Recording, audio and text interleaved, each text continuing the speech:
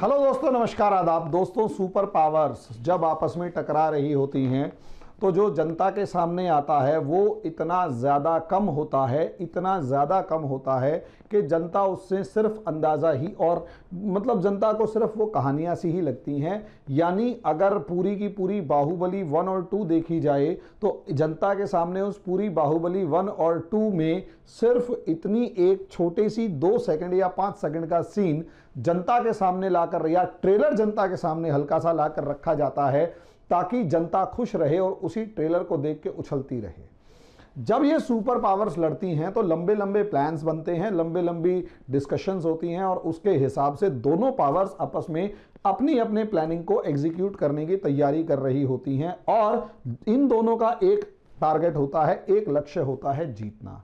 ये लड़ाई ये लोग आपस में एक अपने दोस्तों के जरिए, दोस्तों के साथ मिलकर लड़ते हैं और अलग अलग तरीके के प्लान्स बनाते हैं। यहां पर प्लान्स जब बन रहे होते हैं ना दोस्तों, तो असलियत में एक प्लान इस तरीके से होता, प्लान्स जब बन रहे होते तो उन प्लान्स को समझना हिंट्स की फॉर्म में, जो छोटे छोटे हिंट्स निकलकर इनकी स्ट्रेटेजीज से बाहर आते हैं, उन प्लान्स को अगर आप समझना चाहते हैं तो उसके लिए प्रॉपर एनालिसिस करना होता है। तो अभी का जो वीडियो है वो America, India, China, Pakistan, Afghanistan, इन सभी इश्यूज में से निकलकर जो एक क्रक्स एनालिसिस है उसके ऊपर डिस्कशन करने जा रहा हूं कि इंडिया और अमेरिका ने चाइना को घेरने के लिए क्या प्लान बनाया है। लेकिन उससे पहले आप लोगों को छोटी सी इंफॉर्मेशन ये दे दूं दोस्तों कि कोरोना पीरियड में जो सब कुछ लॉकडाउन है, हालांकि खुलने लग रहा है लेकिन अभी भी लोगों के बीच में डर है। हम लोगों ने एनसीईआरटी का एक बैच लॉन्च किया है, अगले हफ्ते बैच लॉन्च हो रहा है जिसमें कंसेप्टर बैच होगा, यानी उसमें हम आपके कंसेप्ट्स को मजबूत करेंगे ताकि आप गवर्नमेंट जॉब्स के लिए जो भी प्रिपरेशन कर रहे हों, गवर्नमेंट जॉब के लिए जो भी प्रिपरेशन कर रहे हो वो सारी की सारी प्रिपरेशन आपकी यहां पर हो जाए।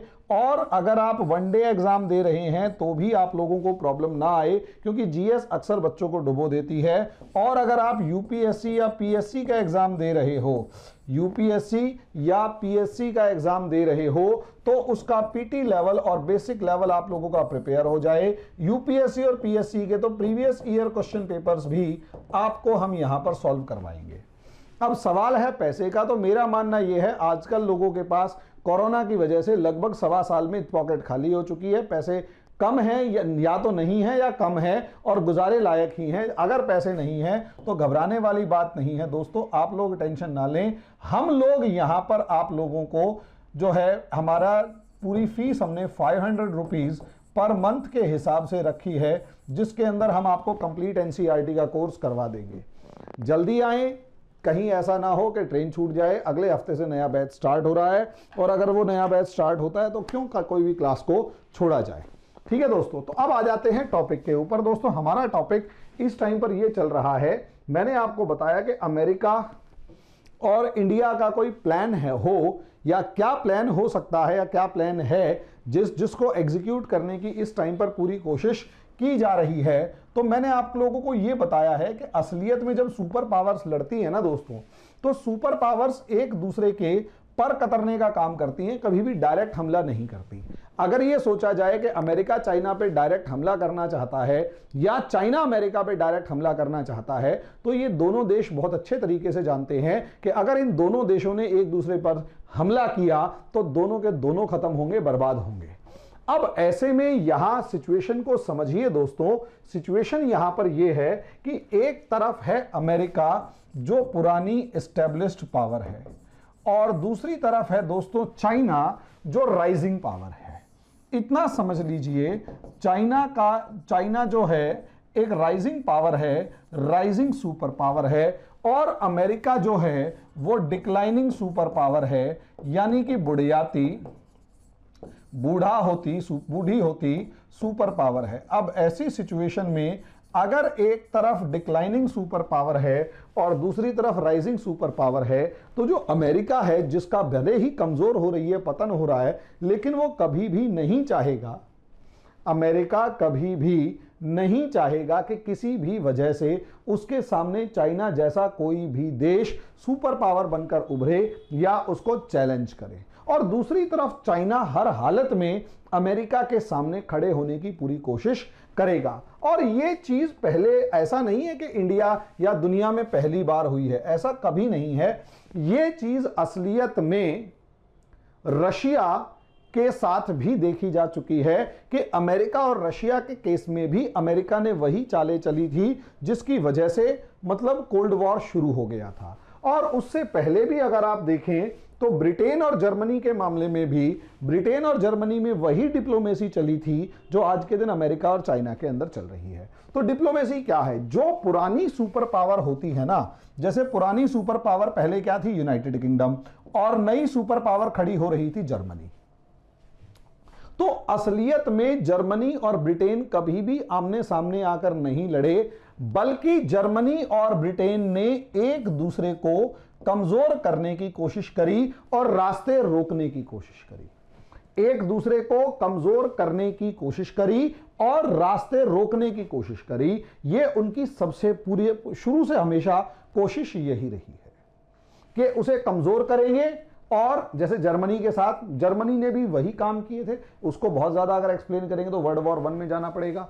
अब उसके बाद रशिया के साथ भी अगर आप देखेंगे तो अमेरिका ने भी रशिया के साथ वही पॉलिसी अपनाई जो कि ब्रिटेन ने जर्मनी के अगेंस्ट अपनाई थी। क्या कि रशिया को असलियत में घेर कर उसके रास्ते बंद किए जाएं, जैसे कि स्वीडन नॉर्वे को अपने साथ मिलाए रखना, डेनमार्क जर्मनी को अपने साथ मिलाए रखना, टर्की को अपने साथ मिलाए रखना, ताकि रशिया और यहां तो जो है आर्कटिक ओशियन हो गया, और आर्कटिक ओशियन जो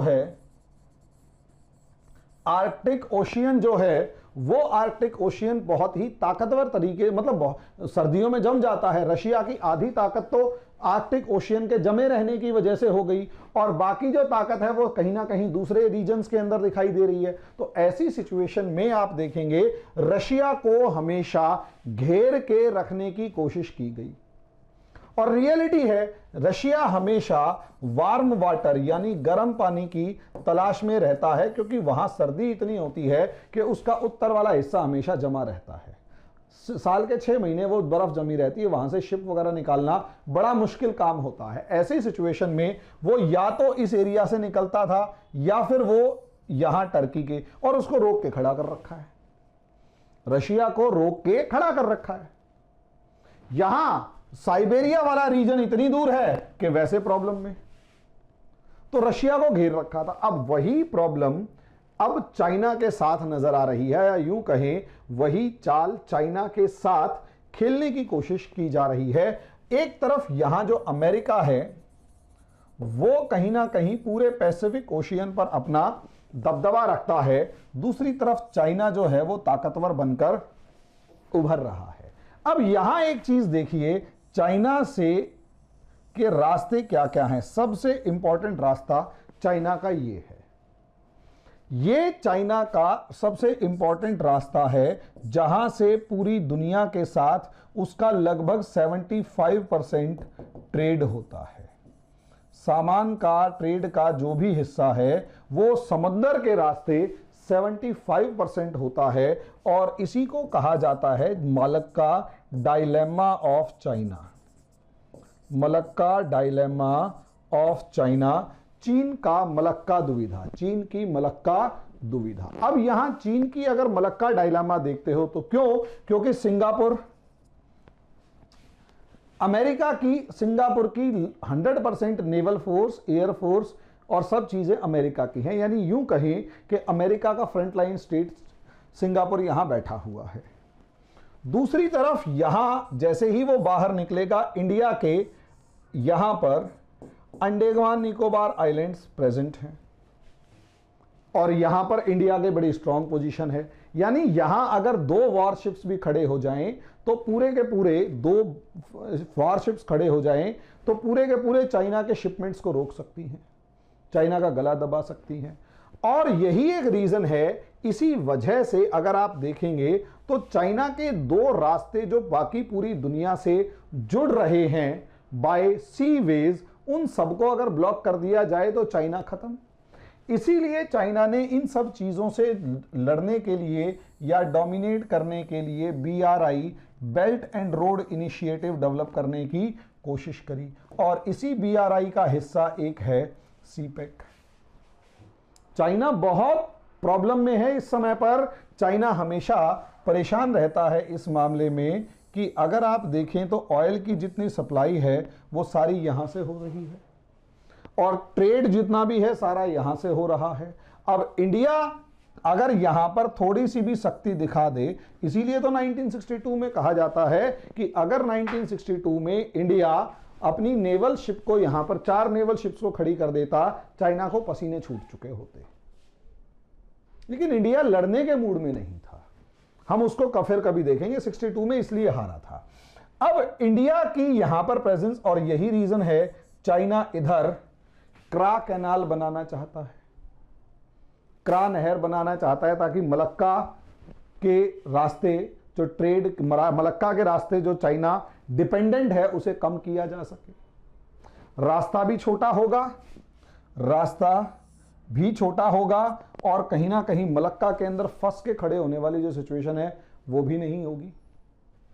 दूसरी तरफ अगर आप देखेंगे यहां पर पाकिस्तान है, तो चाइना ने इंडिया को बाईपास करने के लिए यहां पर ग्वादर पोर्ट बनाया और यहीं पर CPEC बनाया, और ये चाइना का अपना मास्टर स्ट्रोक माना जा रहा था।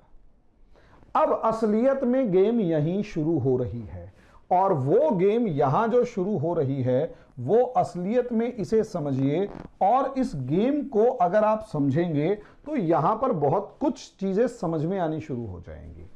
मैंने कहा ये BRI प्रोजेक्ट इस तरीके से कुछ है, बेल्ट एंड रोड इनिशिएटिव यहां पर है, और इसी बेल्ट एंड रोड इनिशिएटिव का एक बड़ा हिस्सा जो है वो CPEC है, ग्वादर पोर्ट तक।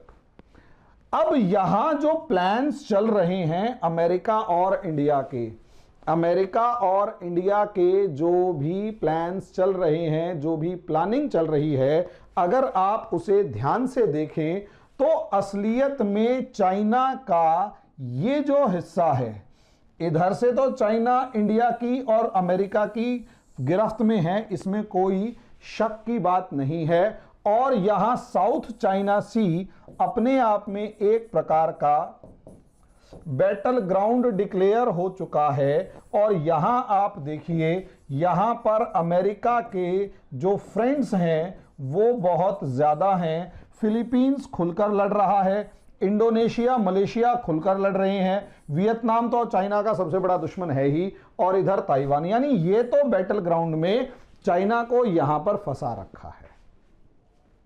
चाइना को यहां तो बैटल ग्राउंड में फंसा रखा है, लेकिन असलियत में एक गेम और कहीं जबरदस्त है, और वो गेम असलियत में इस सेंट्रल एशिया से चाइना के डोमिनेंस को खत्म करना है, और अफगानिस्तान के अंदर जो चाइना अपनी पैठ बढ़ाने की कोशिश कर रहा है वो, और ईरान को ताकतवर बनाने की कोशिश कर रहा है, उसे रोकने की तैयारी चल रही है। अब ये तैयारी कैसे है इसे समझिए। असलियत में चाइना के इस CPEC का एक बड़ा हिस्सा पाकिस्तान ऑक्यूपाइड कश्मीर से होकर गुजरता है, और यहां इस पाकिस्तान ऑक्यूपाइड कश्मीर के ऊपर इंडियन क्लेम है। अब असलियत में यहीं पर सारा गेम है, और चाइना भी इस चीज को बहुत अच्छे तरीके से समझता है, और इसीलिए मैं कई वीडियोस में कह चुका हूं कि अगर इंडिया पाकिस्तान चाइना लड़े तो अगला battle ground Pakistan occupied Kashmir होगा। यस, अगला battle ground Pakistan occupied Kashmir होगा, क्योंकि मैं पहले ही बता चुका हूं, इधर चाइना है, इधर पाकिस्तान है, इधर इंडिया है, और इधर सेंट्रल एशिया, और उसके ऊपर रशिया है। इंडिया चाहेगा वो सेंट्रल एशिया और रशिया तक जाए, उसे डायरेक्ट अप्रोच मिले, और चाइना चाहेगा वो पाकिस्तान होते हुए अरेबियन सी पहुंचे, यानी यहां पहुंचे। तो ये क्रॉस हो गया ना। यहां अभी इंडिया को रास्ता नहीं मिल रहा, चाइना को रास्ता मिल रहा है। अगर इस रास्ते को काट दिया जाए और इंडिया इस पे कब्जा कर ले तो असलियत में दुनिया बदल, चाइना के लिए सबसे बड़ी सरदर्दी होगी। और चाइना को काउंटर करने के लिए इंडिया अगर सेंट्रल एशिया में घुस गया तो चाइना के झंडे उखाड़ देगा, ये खास बात है। अब यहीं तो कलेश चल रहा है, यहीं चैलेंजेस हैं और पाकिस्तान भी उसमें अभी एक गेम खेल रहा है। बताता हूं मैं, समझे। असलियत में समझिए यहां पर क्या है कि इंडिया का, और यही एक रीजन है, इंडिया ने यहां पर एक हिडन एयरबेस बना रखा है अपना। एयरफोर्स के एक पूरी की पूरी जो ब्रिगेड क्या कहते हैं, एक स्क्वाड्रन है, वो वहां पर अपॉइंटेड है कजाकिस्तान, किर्गिस्तान के अंदर। अब आप यहां देखिए, अब गेम क्या है, पाकिस्तान और चाइना यहां पर सी पैक के अंदर फंस चुके हैं। चाइना पाकिस्तान को बहुत ज्यादा पैसे देने के मूड में नहीं है, लेकिन पाकिस्तान चाइना से पैसे ज्यादा से ज्यादा ऐंठना चाहता है, क्योंकि पाकिस्तान जानता है कि ये चाइना के लिए एक तरीके की नेक है, गर्दन है। और अब पाकिस्तान अगर चाइना को रोक देगा तो दुनिया, चाइना कुछ नहीं कर पाएगा, या यूं कहें कि चाइना को प्रेशर क्रिएट हो जाएगा। यही गेम अमेरिका भी समझ रहा है। इसीलिए अमेरिका ने सबसे पहले जो गेम खेली वो यहां पर ये खेली कि भैया तालिबान को यहां पर छोड़ दिया खुला,